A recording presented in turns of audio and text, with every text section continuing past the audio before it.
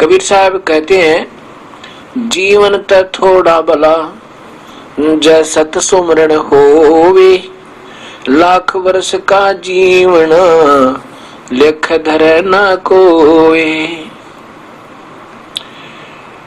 अब सत सुमरण और सत भक्ति, सत नाम पूरी श्रद्धा नियमानुसार और पूरा गुरुते प्राप्त करके यदि प्राणी करता है तो कोई लंबा समय नहीं लगता, इसमें शीघ्र ही मुक्त हो जाता है। अब सत्संग को सुनकर प्रत्येक आत्मा में प्रभु के प्रति एक विशेष श्रद्धा उत्पन्न होती है।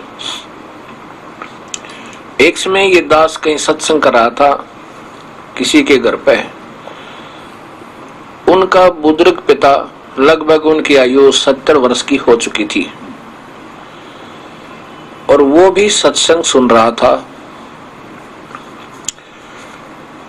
सत्संग सुनने के बाद उस प्यारी आत्मा ने, उनके पिताजी ने पूछा,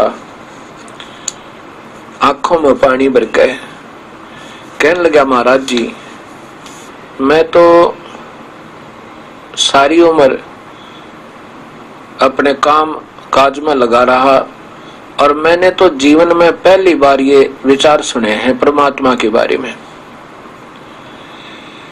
अब मुझे ये मुश्किल हो रही है, परमात्मा मेरे साथ बनेगा कि सारा जीवन खो दिया, सारा जीवन इतना काम किया और प्रभु के बारे में हमें ज्ञान नहीं हुआ और अपने लिए कुछ नहीं किया, परिवार के लिए सब कुछ किया लेकिन अपने लिए कुछ नहीं किया। अपने लिए का तात्पर्य है भविष्य के लिए। और कहने लगा, आंखों में पानी भरकर बुजुर्ग आदमी, कि अब क्या बने मेरे साथ, अब क्या होगा मेरे साथ। मैंने कहा, भक्तात्मा चिंता मत करो, आप अब उपदेश ले लो और अब भी बात बन जाएगी। वो कहता, जी अब कैसे बात बनेगी, आयु तो बहुत कम रह रही है, अब तो नहीं बने बात है। मैंने कहा, कुछ भी नहीं बिगड़ा, ये शरीर पुराना हुआ है और जीव जो का त्यों है, ये अभी पुराना नहीं होता हुआ है, इसका तो फिर जन्म होगा, फिर जन्म होगा, फिर जन्म होगा ना विरा कितने कहोगे। यदि आज भी आप इस सत भक्ति को स्वीकार कर लोगे तो समझो आपका जीवन सफल होगा, आपको मानव शरीर प्राप्त होगा और धीरे धीरे ऐसे ये भक्ति बढ़ जाएगी। अब जैसे किसी कूप में, जिसे अंग्रेजी में वेल कहते हैं, वेल, कुएं में, और वो पात्र, वो बाल्टी गिर रही हो, जिस वो रस्सी बंधी हुई होती है जिससे पानी निकाला करते हैं ऐसे खींच खींच के, और वो बाल्टी गिर गई है, हाथ से रस्सी छूट चुकी है और रस्सी ऐसे ऐसे घसीटती हुई घिसरती हुई जा रही है और कुएं में जा रहे हैं। यदि भाग ले, कोशिश कर ले, हाथ पैर मारे और वो छोटी सी अगर 1 फुट की भी रस्सी बाकी रह रही हो गिरने से पहले वो मिल जावे तो कुछ भी नहीं गया, पानी भी आ गया और रस्सी भी और बाल्टी भी सारी आएगी।